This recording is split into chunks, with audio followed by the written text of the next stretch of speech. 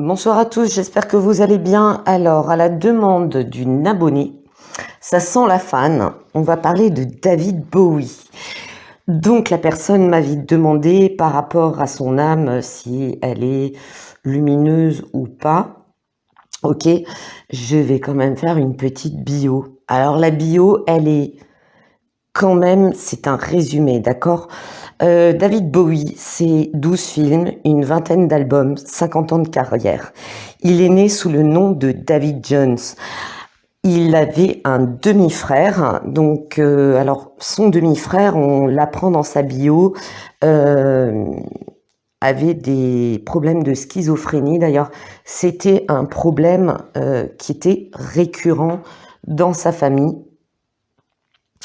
Il commence d'abord, alors il grandit dans une famille simple, ordinaire, d'accord.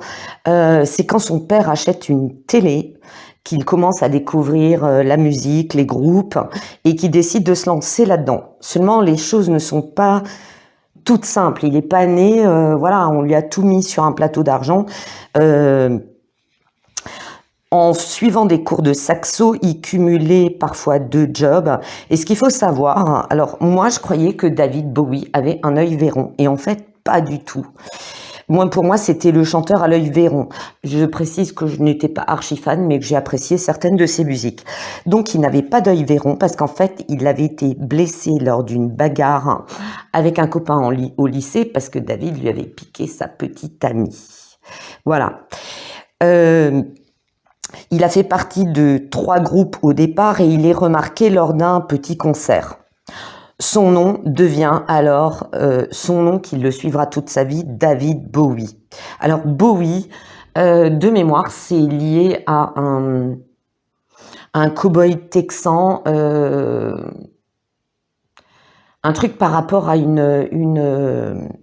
un couteau à 3 lames. Enfin, je vous le dirai ultérieurement, d'accord? C'est vraiment un truc qui est passé brièvement. Et il n'a pas de franc succès au départ, d'accord? C'est pas je lance un tube, j'y vais, c'est le succès à fond, pas du tout. David, donc il va de petite musique en petit, mais vraiment des tout petits succès, d'accord? Et il décide de se lancer dans le glam rock. Et il rencontre une femme du nom de Angie avec qui il se marie et il a un fils. Et à ce moment-là, quand il commence un peu à être connu, il a une vie quand même assez sulfureuse parce qu'il achète une belle maison, il y a des fiestas, des orgies. Bon, Après, il faut le mettre dans le contexte de ces années-là, d'accord, par rapport au monde musical, on va dire en gros. Il avouera alors sa bisexualité et son succès va grandir petit à petit, mais son couple, qui est alors volage, libre, d'accord, connaît des problèmes. Il devient consommateur de drogue, forcément quand tu fais des soirées dans ce milieu, voilà. Et le contexte aussi de l'époque, je vous expliquerai plus tard. Il se fait arnaquer sur un contrat, en fait, parce qu'il devient très vite gros consommateur de cocaïne et il se fait arnaquer par son manager. Alors, il me semble que c'est son manager sur un contrat. Le gars, lui, prend son pognon, lui, se retrouve avec des gros problèmes financiers. Mais David ne se laisse pas abattre et change de style musical. Plus tard, je vous révélerai aussi j'ai regardé par rapport à ses anciennes vies, malgré le fait qu'il ne soit plus de ce monde, il y a des choses, il y a 2 personnes essentielles dans sa vie qui vont être intéressantes. Parce que justement, Angie a eu quand même un certain pouvoir sur les choix de David. Son addiction à la coke est telle qu'à un moment donné, elle le fait maigrir. Et donc, il faut savoir que beaucoup d'artistes de l'époque, notamment showbiz, musique, cinéma, il y en avait 90% aux États-Unis qui consommaient de la drogue. Il quitte son 2e manager, il quitte aussi l'Angleterre pour les USA, où parfois il a eu beaucoup de succès aux USA, moins en Angleterre et inversement. Puis, plus tard, il retourne en Suisse il veut tout changer en fait. Plusieurs fois, il veut tout changer, d'accord? De toute façon, il a toujours été quelqu'un d'à part. Car il est considéré comme un produit et lui, il n'aime pas ça. Lui, ce qu'il veut être, David, c'est un chanteur. Il veut changer son image et déménage à Berlin et se libère enfin de sa dépendance. Il est alors âgé de 30 ans. David alors a un grand fan qui s'appelle Gary Numan et qui va à un moment donné dépasser Bowie dans le classement musical. Et Bowie, en fait, n'a pas apprécié ça du tout, car il a considéré Gary comme un clone. Ok, donc David veut bien être un modèle, mais il n'a pas du tout envie qu'on le clone. Ok, parce que justement, il joue quand même. Et on le voit au travers des images, des vidéos, de la musique, que c'est quelqu'un qui veut être un petit peu à part, il veut apposer sa marque. Il joue aussi alors des pièces de théâtre et il a des rôles au cinéma. D'ailleurs, il a un rôle, j'ai réalisé plus tard que c'était David Bowie. C'était une histoire de soldats américains qui étaient prisonniers de japonais. Et c'est vrai que tu vois le mec blond, mignon. J'ai pas percuté tout de suite que c'était lui, d'accord? Il sera très marqué ensuite par le meurtre de John Lennon par Mark Chapman. Et il faut savoir que David Bowie était sur sa kill list. C'est-à-dire qu'il y avait de fortes chances que si il n'avait pas réussi à avoir l'occasion de choper Lennon, il aurait peut-être assassiné David Bowie. Puis il fait un retour à la musique avec le fameux China Girl et Let's Dance. Alors c'est franchement mes deux préférés de Bowie. J'ai pas trop écouté les musiques de fin. Les concerts, alors il va donner des concerts. Les places se vendront comme des petits pains. Je sais qu'il y avait un stade, alors je vous dis ça de mémoire parce que je l'ai lu, il y avait un stade, 65 000 places n'ont pas suffi, d'accord? Mais il continue à côté à jouer des rôles au cinéma. Sa carrière est en dents de scie. Puis il est accusé de viol et l'affaire fera scandale. Il rencontre le fameux top modèle Iman. Alors Iman, pour ceux qui sont de ma génération, il y en a une autre, je crois que c'était Grace Jones aussi. Iman, c'était l'époque des top modèles fabuleuses. Et Iman, c'était cette magnifique femme black, très grande, toute fine, qui aurait pu être une danseuse classique magnifique. Donc c'est elle qui l'a rencontrée et il va l'épouser. En même temps, il sera lâché par sa maison de disques et David continue quand même à produire une musique qui reste décalée, d'accord? Il veut pas être dans le courant main musical, on va dire. À 50 ans, il se produit encore en concert et devient père pour la deuxième fois.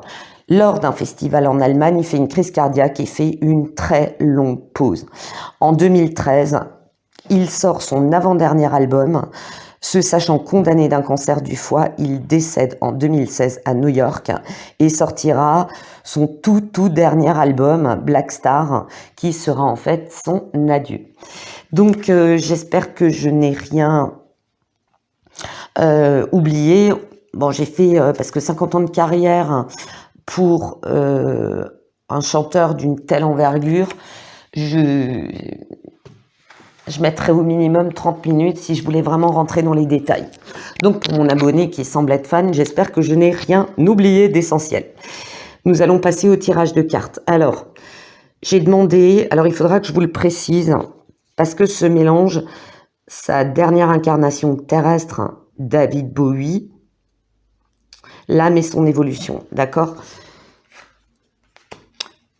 Ce qu'il a testé dans cette vie, c'est la dévotion, se dévouer à quelque chose, d'accord? Alors, il y a des gens qui vont se dévouer à une cause animale, environnementale. Lui, c'était se dévouer à la musique, c'était créer des nouvelles choses, un nouveau style, sortir des sentiers battus, ok? La visualisation. On lui a appris, alors ce qu'il faut savoir, ce que j'ai découvert, et je l'aurais jamais imaginé, c'est que David Bowie était quelqu'un, mais après on le comprend dans les cartes, hein, c'est quelqu'un qui était mais affreusement timide, mais timide, comme tu dirais, as fuck. Son demi-frère, par contre, avait beaucoup plus de succès. Il était déjà plus beau gosse jeune, d'accord, mais il était vraiment extrêmement timide. Donc, il a dû apprendre à surpasser ses peurs et aussi à visualiser, d'accord, visualiser le succès. Ce que moi j'ai perçu dans l'ancienne vie, c'est que c'est quelqu'un qui... Et je pense que ça a été un problème au niveau de son âme. Il avançait, il reculait, il avançait, il reculait, il avançait, il reculait, d'accord? Ok, il a eu une carrière en dents de scie, il a eu des succès, des échecs, mais ce qui devait surtout... Alors, est-ce qu'il avait, lui, un coach? Je pense qu'à son niveau, oui, qui suivait sa carrière, mais il devait apprendre à visualiser les choses.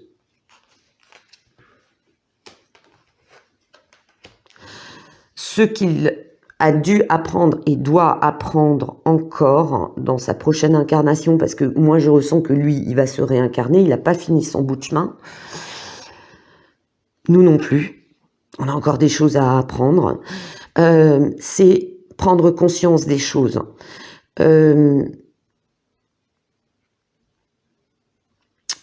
Prendre conscience qu'un choix... le choix que tu fais a forcément une répercussion, d'accord? Prendre aussi conscience de l'importance de prendre soin de son corps. Ton corps, c'est ton vaisseau, c'est c'est le foyer de ton âme, d'accord? Le nid de ton âme dans le monde matériel. Si tu n'as pas de corps physique, ben, tu es un petit peu embêté, d'accord? Il devait aussi prendre conscience de la versatilité des êtres humains, que certains pouvaient être fourbes, ok, que certains pouvaient t'entraîner dans des choses pas bien, d'accord? Donc prendre conscience de ce qui était bien, ce qui était mal. Il apportait aussi une prise de conscience, parce que quand il a révélé sa bisexualité, alors il paraît que petit, sa mère s'énervait après lui parce que il n'arrêtait pas d'emprunter son maquillage, ses affaires, tout ça, d'accord? Donc je pense que il avait déjà cette... D'ailleurs, il a un physique très... je dirais presque androgyne, d'accord? Il a un physique très androgyne, très fin, très spécial. J'ai toujours trouvé qu'il avait un physique à part, d'accord? Il peut être aussi bien, tu peux être totalement indifférent à lui, mais c'est pas quelqu'un, on va dire, c'est le gars, il va pas te plaire forcément, mais son physique va marquer, ok? Donc lui, il devait prendre conscience de certaines choses, mais il devait aussi permettre aux gens de prendre conscience d'autres choses, d'accord? D'où, à un moment donné, la révélation de sa bisexualité, ce qui, dans l'Angleterre, je dirais pas de l'époque, hein, c'était pas non plus, voilà, c'était pas non plus il y a 2 siècles, hein, mais c'était quand même, tu vois, shocking. Voilà, je pense que quand la reine d'Angleterre l'a appris, elle s'est dit, what the hell, de la bisexualité, mais what's that? Ok. Donc voilà, et pourtant cette famille, elle est pas, c'est pas un modèle de moralité non plus. La transformation, la capacité de l'âme incarnée dans David Bowie à apporter la transformation, mais lui-même à se transformer, d'accord? Ce qui explique peut-être qu'il avait un... Moi, je trouve qu'il avait un style vraiment, mais à part. Hein. Il y en a pas mal que je trouve qu'après, ils l'ont copié. Mais je vois quelqu'un qui est du même style vestimentaire, la coupe de cheveux et tout. Le gars, je vais dire, tiens, il nous fait une David Bowie, quoi. Voilà, vous voyez ce que je veux dire? Il devait aussi, lui, se transformer pour faire évoluer son âme, ok?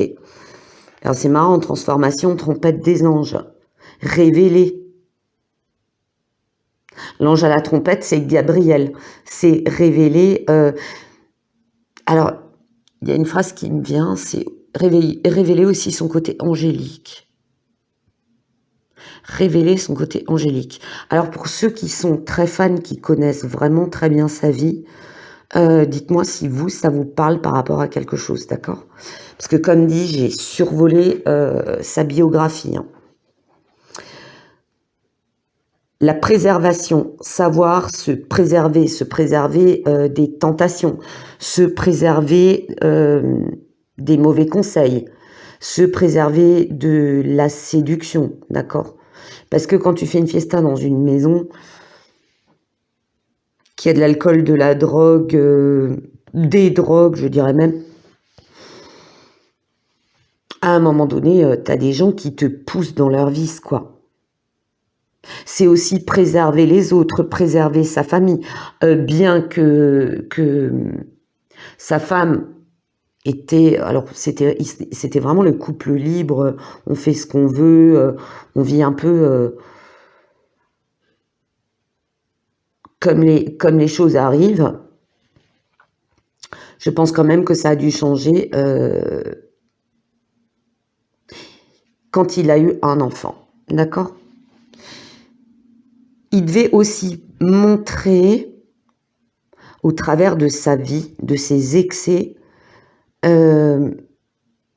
montrer qu'il fallait se préserver, d'accord? C'était un petit peu un message pour d'autres artistes. Attention à vous. Ensuite, j'ai le vent. Alors, ce qui est marrant, c'est que j'ai la phrase « Autant en emporte le vent », d'accord? Il y a cette notion de légèreté, d'aérien, de courant d'air. À un moment donné, il souffrait d'épuisement. S'il souffrait d'épuisement malgré son usage de cocaïne, c'est que je pense qu'il bossait beaucoup. Pour se détendre, il festoyait. Fiesta avec les copains, on retourne bosser, on s'entraîne, on prépare les musiques, studio d'enregistrement, déplacement, et bla, et bla, et bla. C'était un courant d'air, d'accord?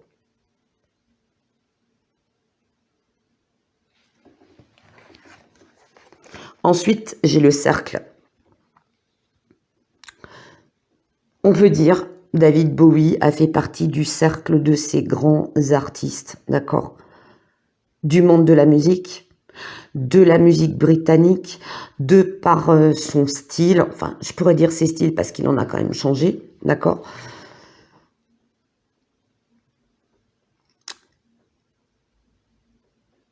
En même temps, il savait qu'il faisait partie du cercle des grands, mais en même temps, il voulait être à part, ok? Ne pas rester cloisonné dans un seul domaine.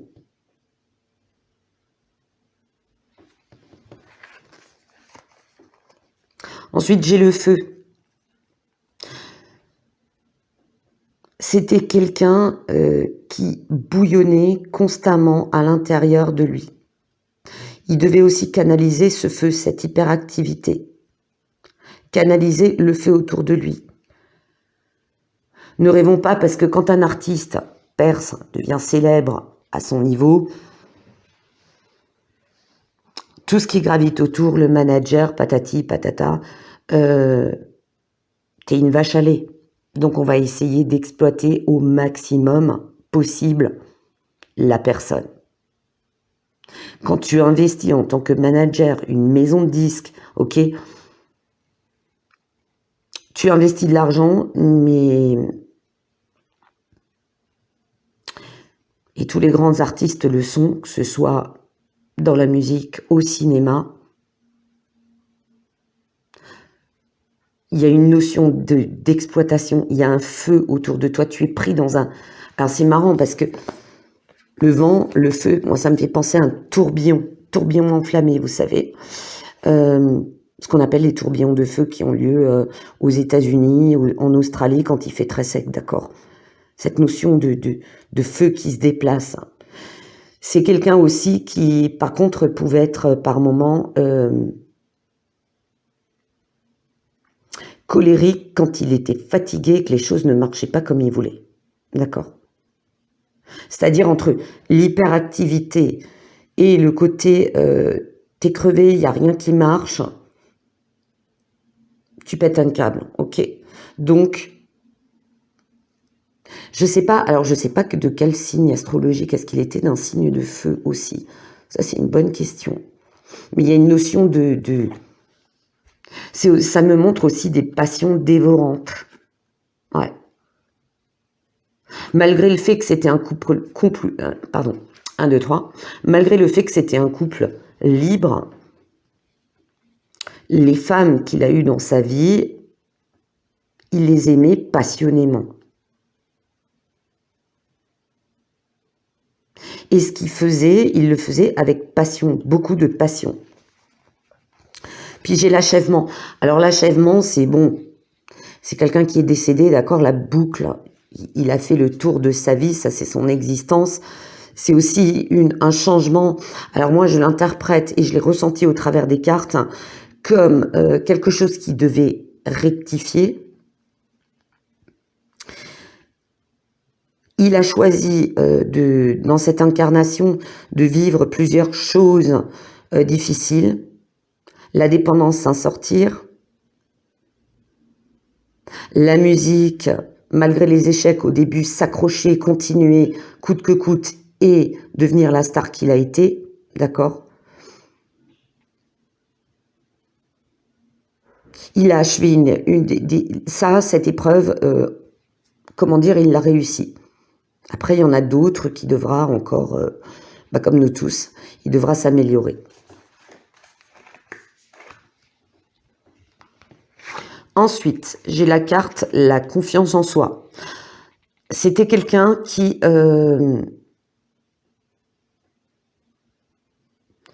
avait toujours peur. Alors c'est marrant, ça montre une scène où il chante seul.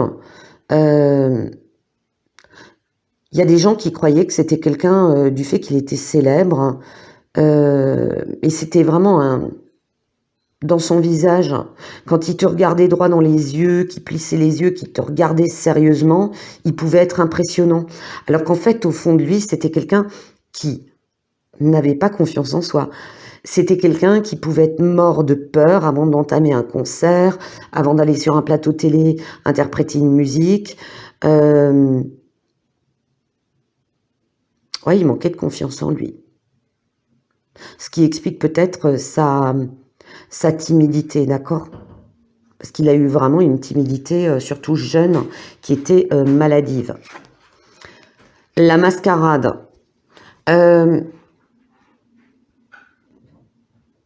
D'un autre côté, ça me dit que pour se protéger de ce manque de confiance, de cette timidité,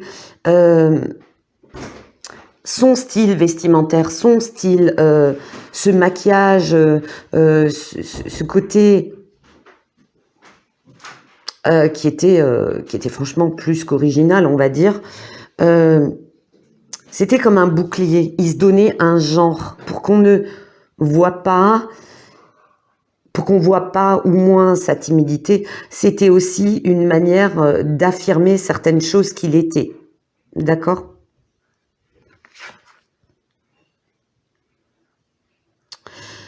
Ça me dit aussi que il avait peut-être un côté naïf, hein, quand il aimait bien quelqu'un. Il avait un côté naïf et il s'est aussi rendu compte que ce milieu-là, c'était aussi beaucoup d'hypocrisie, de faux semblants, de gens qui te... Ouais, ça montre des gens autour de lui, des producteurs, des managers, des choses comme ça. Il s'est rendu compte de choses qui n'étaient pas très belles, quoi, des choses qui l'ont profondément blessé, d'accord? Un océan d'amour, c'était quelqu'un, ça rejoint mon feu, ma carte du feu, d'accord? C'est quelqu'un qui était un passionné, un amoureux, qui aimait les belles filles ou les beaux garçons, qui avait un sens de l'esthétique, qui achetait sur un coup de cœur. Je pense que sa maison, il l'a vraiment acheté sur un coup de cœur. Vous me direz si Comme dit, les fans, vous me direz si c'est juste. Mais c'est marrant, ça me dit aussi qu'il n'a pas pu donner à son sens tout l'amour que lui voulait donner, qu'il était capable de donner.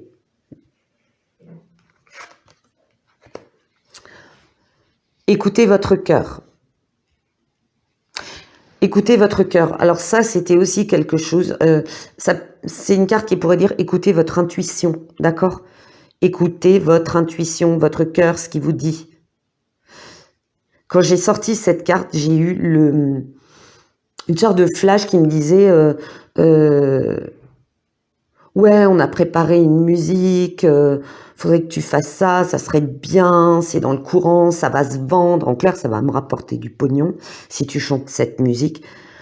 Ou si tu fais dans ce style-là, et lui, dans son intérieur, il disait ouais, non mais son truc, je le sens pas du tout, tout le monde fait ça, on entend ce style de musique partout, ouais, ça me convient pas, ça me parle pas, c'est pas moi.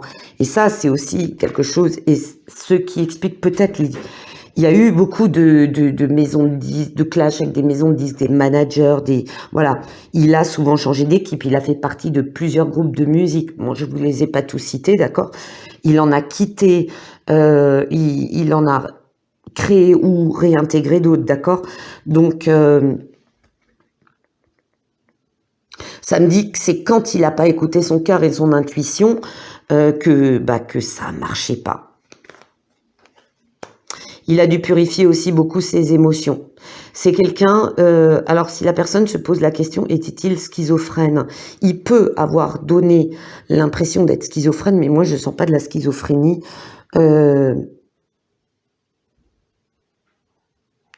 Pathologique, d'accord? Il avait peut-être un faible ou très faible pourcentage de schizophrénie. Alors il y avait certains scientifiques, enfin des chercheurs qui disaient à l'époque que on a tous un degré très faible de schizophrénie. Moi, personnellement, je pense que c'est possible parce que des fois, on peut vraiment, et je pense que vous aussi, on peut tous se mettre dans un rôle face à une situation, d'accord? On peut tous adopter une attitude qui n'est pas réellement la nôtre, sauf qu'on le fait parce que les circonstances l'exigent, ok? Voilà. Notamment les gens qui vous savez, qui font du travail au niveau téléphonique, commercial, qui des fois joue un rôle, oui, mais vous savez, moi j'ai cette voiture, voilà, j'en suis très content, donc vous pouvez l'acheter sans problème. Vous voyez ce que je veux dire? On s'invente des vies parce qu'on fait dans le commercial et que le but c'est de vendre, voilà. Mais il n'avait pas de, je veux dire, de schizophrénie avait lourde au stade où voilà, il a dû... de toute façon, à ma connaissance, il n'a pas été interné, d'accord? Par contre, il était très inquiet de ça. Il avait très peur de ça. Ce qui s'était produit avec son frère l'avait beaucoup marqué. Et il y avait beaucoup d'inquiétude.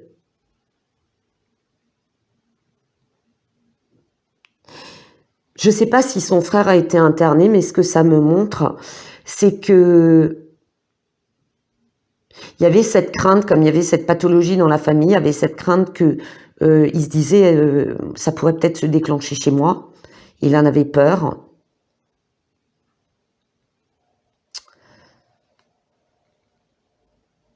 Il en avait peur. Il avait peur de ses émotions. Des fois, il avait peur de ses pensées. Alors, ça, c'est au plan terrestre. Alors, c'est très parlant. Travailler trop ou trop dur. Besoin d'équilibre dans la vie. Laissez les autres vous aider. Problème de santé dû au stress. Donc, ça rejoint les émotions. C'était quand même quelqu'un qui était beaucoup dans l'émotionnel, qui était timide, qui était angoissé. Donc, voilà, forcément du stress. Après, à son niveau, je pense bien qu'un artiste, quand tu as des très gros événements, tu es stressé quand tu sors un album, est-ce que ça va fonctionner? Est-ce que, voilà, vous voyez ce que je veux dire? Peur infondée, donc toujours dans l'émotionnel. Il avait des peurs, s'attendre au pire et créer ainsi des prophéties autoréalisatrices. Ouais, c'était quelqu'un c'était un angoissé aussi. Hein. Laisser l'inquiétude prendre des proportions exagérées, nuit blanche. Bon, là, après, pour se déconnecter, parce que faut savoir que les gens ne prennent pas que de la cocaïne pour se stimuler. Il y en a qui en prennent pour se déconnecter. Alors moi, j'en sais rien, j'en prends pas, mais comme je l'avais dit, j'avais travaillé dans un service où on s'occupait des addictions, d'accord. Et il y en avait. Après, il y en avait d'autres qui prenaient d'autres choses pour totalement planer. Mais il y en avait quand ils étaient trop stressés, angoissés, ils prenaient ça. Pour devenir des sortes de Superman, dépasser ses angoisses, dépasser ses peurs, avoir le courage de... Vous voyez ce que je veux dire? Donc voilà. Donc moi, ça m'étonnait pas s'il faisait des nuits blanches, si auparavant, il avait pris un truc qui était hyper stimulant, quoi. L'ego. Illusion d'être pris au piège. Admettez que vous êtes responsable de votre situation. Je pense qu'il a eu aussi une dépendance à d'autres choses, peut-être aussi des calmants, des anxiolytiques, peut-être de l'alcool, parce que bon, les fêtes à cette époque-là, c'était juste une dinguerie, quoi. Vous voyez ce que je veux dire? Puis faites des choix qui vous aideront à progresser vers le bonheur. C'est justement la période de Berlin où il a tout changé, enfin tout. Il a changé de style musical, il a changé de ville, il a changé de pays, d'accord? Addiction ou habitude malsaine. Donc le jeu colle très bien. D'ailleurs, ce jeu est juste fantastique. Un choix peu judicieux. Il y a une meilleure voie qui vous rendrait plus heureux. Évitez les personnes manquant d'intégrité. Et ça, c'est un gros problème, d'accord? Les faux amis, les faux conseillers financiers, les faux conseillers en producteurs, tout ça, ou ayant des motifs douteux. Et moi, je pense qu'il a vu des choses à cette époque-là qui lui ont vraiment fait peur. Qui l'ont vraiment... et je pense... Alors, ce n'est que mon ressenti, mon interprétation. Je pense qu'à un moment donné, aux États-Unis ou en Angleterre, il a vu des choses dans ce milieu-là, d'accord? Friqué, fiesta, drogue, alcool. Il a vu des choses qui l'ont traumatisé. Ok. Et il a voulu couper de ça. Et je pense qu'après, ce truc lui revenait sans arrêt. Et il a décidé d'arrêter la drogue, de peur de sombrer là-dedans. Ok. L'accusation de viol, moi j'ai un doute. L'accusation de viol, moi j'ai franchement un doute. Est-ce qu'il y avait une histoire de chantage, d'accord? Moi ça me parle de chantage. Ça me dit la phrase « je peux détruire ta carrière » en t'accusant de ça. Je sais pas, j'ai pas suivi l'affaire, hein, du tout. La sagesse du meneur, vous êtes un phare pour les autres. Et c'est ce qui devait être surmonter ses peurs, surmonter ce truc qui bloquait son âme pour devenir un phare. Par contre, il aimait pas le copier-coller. Hein. Gary en a fait les frais. Répondre à l'appel, le temps est venu. Ben, il avait bouclé la boucle, il est parti. Hein.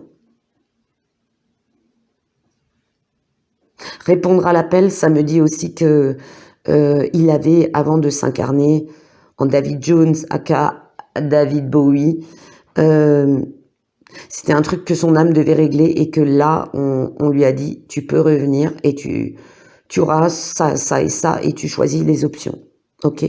Du moins, telle est ma conception de la réincarnation.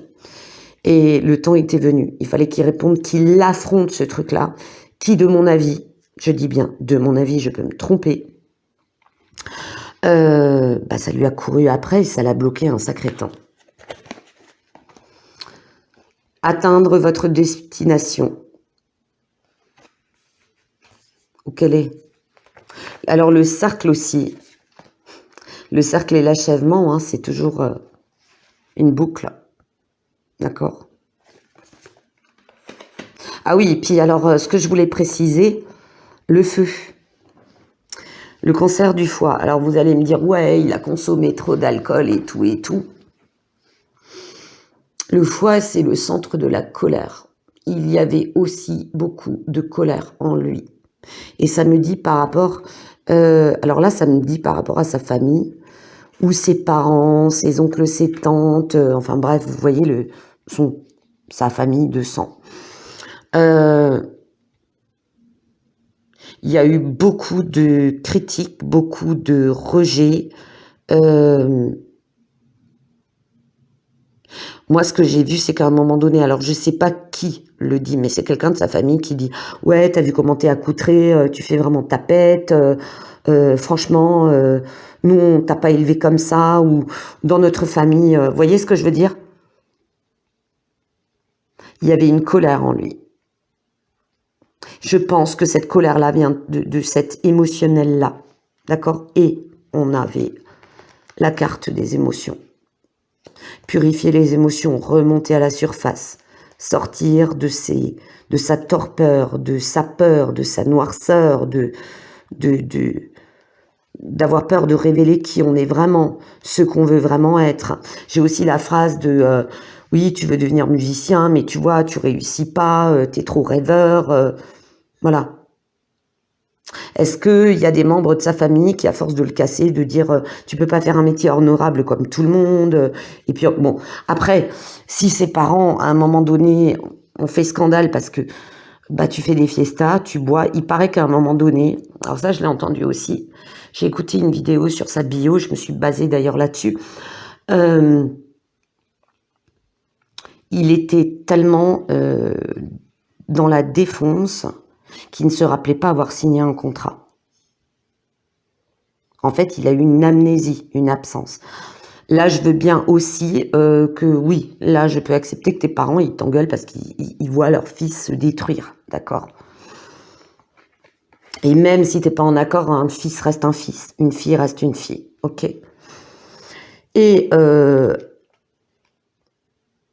je pense que vers la fin, ce qui le rongeait, c'était une colère par rapport aux gens qui l'ont grugé, les gens qui l'ont volé, les gens qui ont raconté peut-être de la merde sur lui, parce que forcément, t'as aussi des détracteurs. Il avait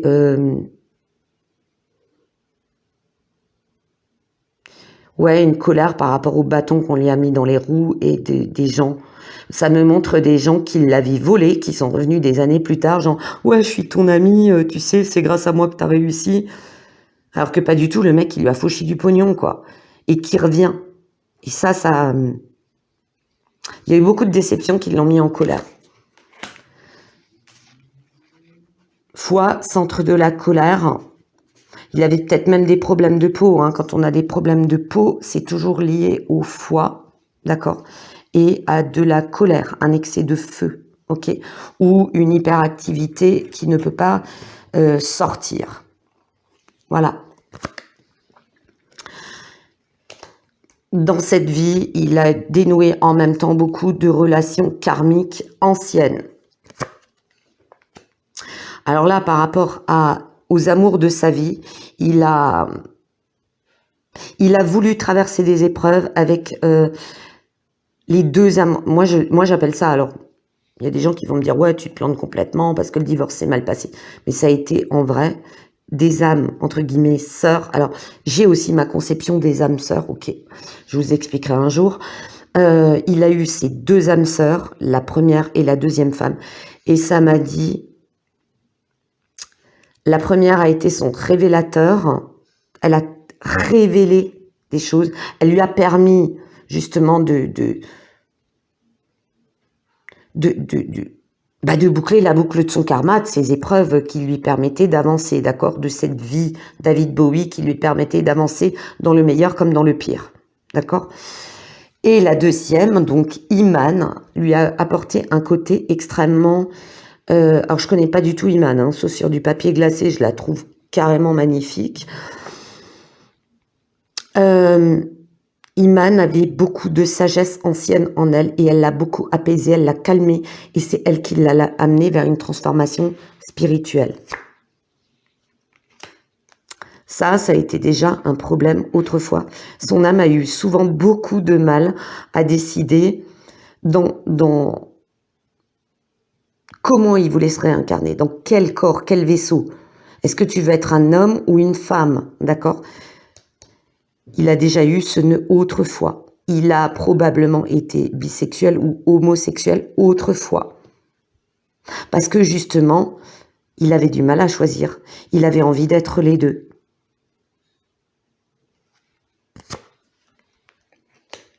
Il devait régler des phobies, des peurs, des phobies. Alors, j'ai lu aussi, et alors ça m'a fait sourire quand cette carte est tombée, il paraît qu'il avait très peur de l'avion. Voilà. Je ne sais pas s'il l'a réglé, hein, si ça s'est calmé au fil du temps. Je crois qu'il avait annulé un truc parce qu'il avait peur de l'avion. Il évitait de trop prendre l'avion. Est-ce que ça s'est réglé au fil des années? Je ne sais pas. Tirer les leçons de ses erreurs. Accepter ses réussites comme une bénédiction. Et ce qui est marrant, c'est j'ai l'Asie. Alors, j'ai pas cherché, hein, vous m'excusez, j'ai pas cherché à creuser parce que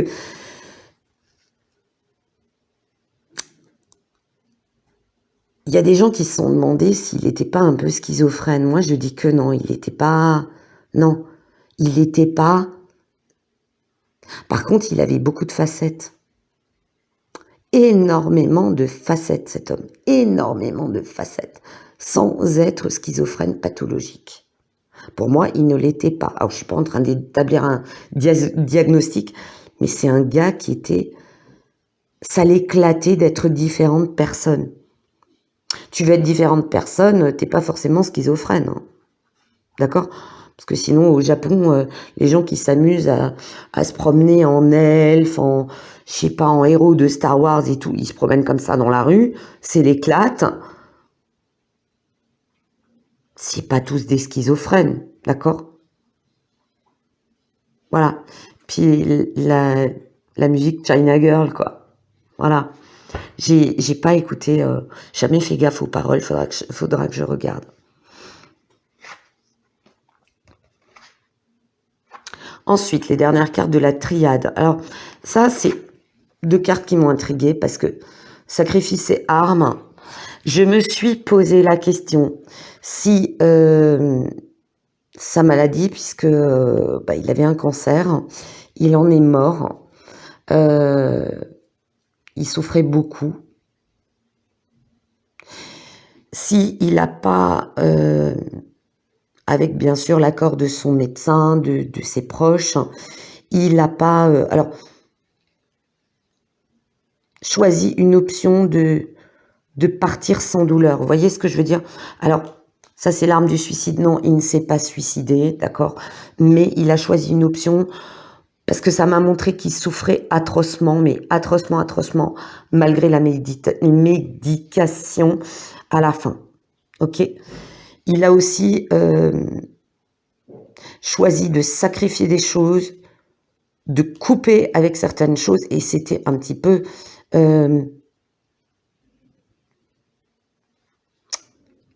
ce qu'il avait choisi dans son incarnation, d'accord? De faire beaucoup de sacrifices, de sacrifier des choses, mais aussi de savoir couper des liens.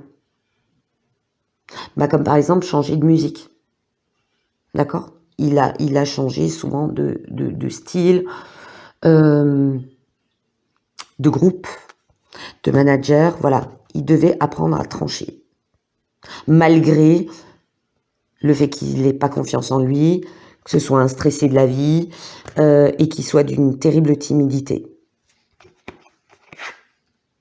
Il a choisi beaucoup d'épreuves, d'accord? D'ailleurs, il a connu la richesse, il a connu la pauvreté, il a connu, parce que bon, il cumulait quand même 2 jobs, je crois qu'en même temps il faisait ses études, il était à l'école prenait des cours de saxo, d'accord? C'était pas un flemmard, on est bien d'accord. Il a connu des succès dans ses albums et tout ça, et des trucs qui ont été je dirais pas des flops, mais bon, voilà. Son chemin de vie n'a pas été simple. Il a réussi ses épreuves. Ça me dit qu'en fin de vie, alors pas tout à la fin, d'accord, mais au fil des ans, il avait gagné en sagesse. Justement, à force de voir ce monde superficiel, hypocrite, qui l'a déçu, d'accord, qui l'a baladé, qui l'a entraîné dans des mauvaises choses, il a gagné en sagesse.